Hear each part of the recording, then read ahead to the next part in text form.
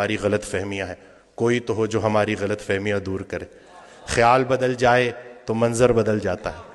بھائی صاحب کا ایک بڑا پیارا فکرہ ہے کہ جس کا جو خیال ہے اس کا وہی حال ہے، خیال اچھا ہے تو حال بھی اچھا ہے، اور اللہ کی نعمتوں میں سب سے بڑی نعمت حسن خیال ہے۔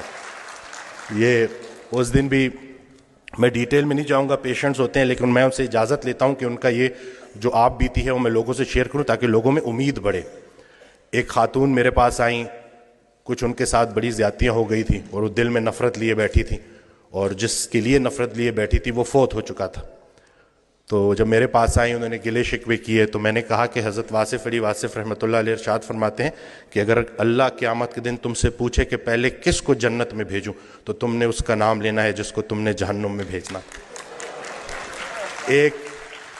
ایک مہینے بعد جب لوٹ کے آئیں تو انسان بدل چکا تھا، چہرے پہ رونق، آنکھوں میں نور۔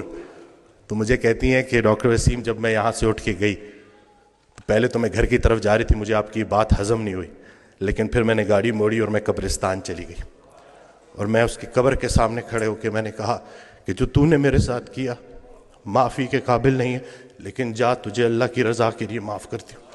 اور کہتی ہیں کہ اس رات میں اتنی میٹھی نیند سوئی کہ مجھے دوائی لینے کی ضرورت بھی نہیں پڑی۔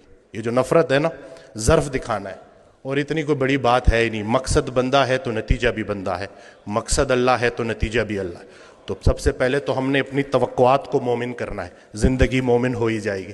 اصل میں ہماری توقعات مومن نہیں ہو رہی، ہم نے ایکسپیکٹیشنز اتنی بڑھا دی ہیں، ہر کسی سے ہم توقعات رکھتے ہیں سوائے اللہ کے۔ تو اپنا گھر، اپنی تنہائی، اپنی قبر، اسی کے اوپر فوکس کریں۔ ہر انسان سے اس کا اپنا پوچھا جائے گا۔ جس شوہر کو اپنی بیوی میں صرف برائیاں نظر آ رہی ہیں، اصل میں اس کو اپنی تمام برائیاں اپنی بیوی میں نظر آ رہی۔ اچھے شوہر کو اپنی بیوی اچھی لگے گی، برے شوہر کو اپنی بیوی برے لگے گی۔ اب بتاؤ بیوی اچھی لگتی ہے یا بری لگتی ہے؟ یعنی کہ سارا کا سارا فوکس ادھر کر دیا، جھگڑا ہی نہیں کرنے دیتے، سارے جھگڑے ہی ختم کر دیے الحمدللہ۔ جھگڑا جو ہے نا وہ دو بندوں کا نام ہے، صلح ایک بندے کا نام۔ ابھی ریسنٹلی